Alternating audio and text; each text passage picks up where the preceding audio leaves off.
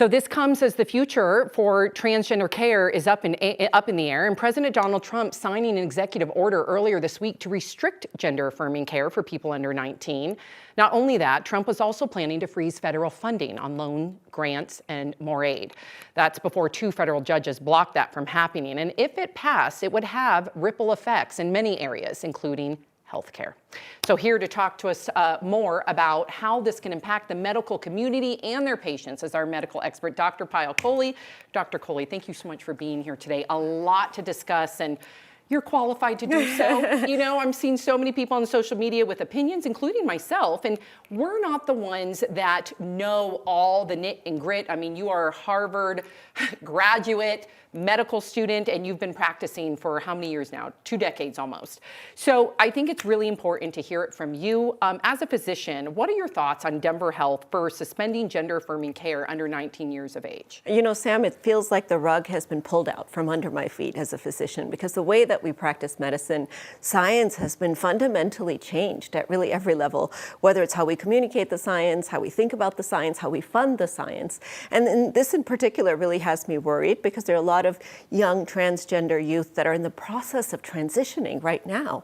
And if you suddenly stop their hormones, we don't know what the medical implications of that are. We don't know what kind of harm it could cause their physical health, but also their mental health, as we just heard.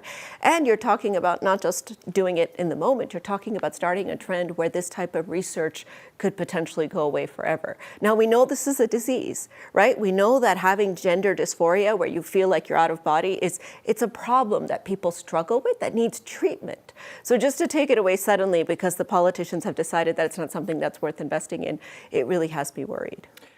And what are some of the big changes under the Trump administration that physicians are discussing? I know how well connected you are in the medical community. Have you talked to fellow physicians within your inner circle, and what are you guys discussing? Well, you know, I would say my email, my social media has been blowing up lately. And the thing that people are most worried about, many things, but it's really the NIH-funded research that I think has the most impact on the medical community. Because if you think about it, it's been paused with everything that they're doing. So people have been waiting for a year or 2 years sometimes to present their research in front of committees, get it funded.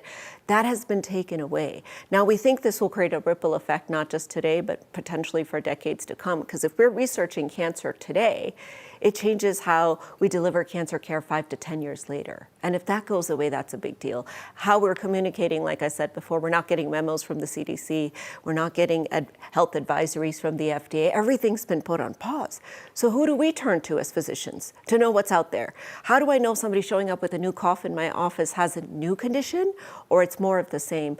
All of this has us really concerned as physicians. That is interesting, and I'm glad that you're talking about it. And talking about budget cuts in general, how does this impact? You talked about healthcare research today and then the long form of it, but what about your patients?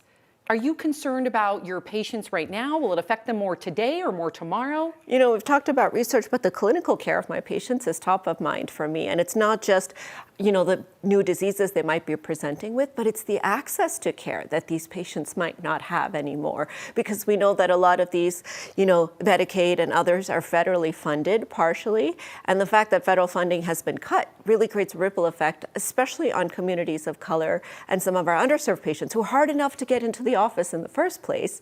And now you're saying, well, it might be more expensive for them to get health care.